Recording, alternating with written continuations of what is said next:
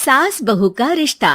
निधि और उसकी सास के बीच हमेशा किसी न किसी बात पर अनबन छिड़ी ही रहती है, जिसके चलते दोनों कभी एक दूसरे को समझने और प्यार करने की कोशिश तक नहीं करती। अरे मेरे तो भाग ही फुट गए जो ऐसी बहू मिली। हाय, मेरी तो जिंदगी बर्बाद हो गई। भगवान, या तो अच्छी सास दे देता या फिर गूंगी। इन्हें मेरे सिर बिठाकर कौन से जन्म का बदला ले रहे हैं भगवान। क्या बोली? वही जो आपने सुना। इतनी बड़ी हो गई कि सास से जुबान लड़ाती है। अरे यही सीख कर आई है क्या मायके से? अरे नहीं नहीं, उसके लिए तो ससुराल ही काफी है। मेरी सास ने मुझे बहुत अच्छे से जुबान लड़ाना सिखाया है। हाँ। सास बहू की तीखी नोक झोंक चल ही रही होती है कि दीपू वहां आ जाता है। रिश्ता करते हुए पति पत्नी की जगह सास बहू की कुंडली मिलानी चाहिए, क्योंकि अगर सास बहू का रिश्ता अच्छा नहीं तो उनका पता नहीं, पर पति की जिंदगी तो पक्का झंड है। मुझे अपने सामने कोई झगड़ा नहीं चाहिए, बस करो दोनों। दोनों शांत होकर अपने अपने काम में बिजी हो जाती हैं।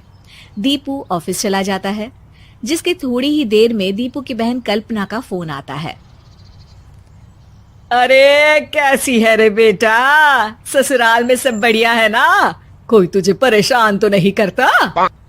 सास की बात सुनकर पास खड़ी निधि हंसकर कहती है, अरे वाह रे ऊपर वाले, खुद बहू को शांति से सांस भी नहीं लेने देती और बेटी से पूछ रही है कोई परेशान तो नहीं करता।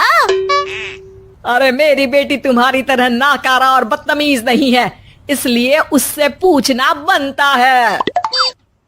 तो उनकी सास भी आपकी तरह नहीं होगी, इसीलिए उन्होंने कुछ बोला नहीं। और इसी के साथ एक बार फिर दोनों सास बहू के बीच तानों का युद्ध शुरू हो जाता है। फिर कल्पना कुछ देर तक तो फोन पर सुनती रहती है, पर जब दोनों चुप होने का नाम तक नहीं लेती तो वो चिल्लाते हुए बीच में बोलती है, अरे बस करो, यह फोन कान पर लगाए जब मुझसे आप दोनों की बातें सुनी नहीं जा रही तो मेरा बेचारा भाई न जाने किस हाल में होगा।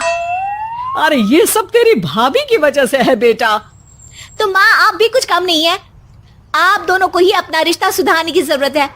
मैं एक बाबा को जानती हूँ जो रिश्ते सुधारने में एक्सपर्ट हैं। आप दोनों उनके पास जाइए। ना जी ना, मैं ऐसे ढोंगी बाबा में नहीं मानती। देखा, कहा था ना। अरे ये तो हमारे घर में शांति चाहती ही नहीं है। भाभी, एक बार ट्राई करके तो देख लो। इस पर निधि मान जाती है और अगले ही दिन दीपू के ऑफिस जाने के बाद दोनों बाबा के पास पहुंच जाती हैं। सास बहू के बीच रिश्ता कुछ ज्यादा खास नहीं है। हर समय तू मैं चलती रहती है। हाँ जी हाँ, बिल्कुल सही। आप तो बहुत ज्ञानी है बाबा जी। तो उपाय सुनो। बहू को साफ और सच्चे मन के साथ सास को 12 लाल और 12 हरी चूड़ियां भेंट करनी है। मतभेद अपने आप कम हो जाएंगे। बाबा का उपाय सुन अगले दिन निधि सास को चूड़ियां भेंट कर देती है, लेकिन इससे भी उन दोनों के बीच कुछ सही नहीं होता। अरे पक्का इसने ही किलस कर चूड़ियां दी होंगी, तभी कुछ नहीं हुआ। दोनों दोबारा बाबा के पास जाती हैं। कुछ नहीं होता। तो दूसरा उपाय सुनो। सुबह सूरज निकलने से पहले ही घर की सफाई कर सारा कूड़ा घर से बाहर कर ठंडे पानी से स्नान करना है। इससे दोनों के बीच रिश्ते अच्छे हो जाएंगे। अरे इतनी जल्दी मम्मी जी ही उठ सकती हैं? ये आपको ही करना पड़ेगा। मैं अकेली तो लड़ाइयाँ नहीं करती ना।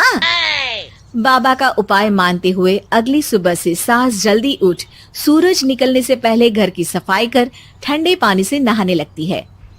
ये सब कुछ दिन तक चलता है, जिससे अभी भी दोनों के रिश्ते तो नहीं सुधरते, पर सास की तबीयत खराब होने लगती है। अब लगता है आपने मन से काम नहीं किया होगा, तभी तो रिश्ता वैसा का वैसा पड़ा है और तबीयत खराब हो गई।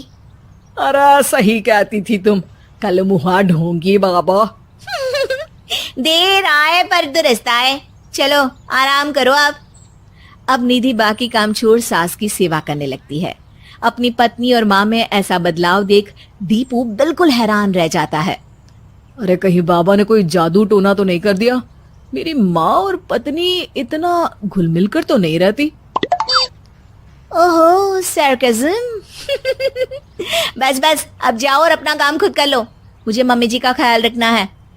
निधि की बात सुन हैरान दीपू बस उन्हें देखता रह जाता है और निधि सास का ध्यान रखने में लगी रहती है। इसी तरह दिन बीतते हैं और निधि आधे से ज्यादा समय सास के साथ बिताने लगती है, जिस वजह से उन दोनों का रिश्ता पहले से अच्छा होने लगता है और वो एक दूसरे को समझने लगती है। बहू, मैं सोचती हूँ एक बार उसे ढोंगी बाबा के पास जाना चाहिए, उसे सबक सिखाने के लिए। अरे पर मम्मी जी, उसकी क्या जरूरत है, हमारे घर में सब ठीक है, फिर वो कुछ भी करे हमें उससे क्या। दोनों के बीच ये बात हो ही रही होती है कि तभी बाबा कल्पना के साथ उनके घर आ जाते हैं। माँ, बाबा आप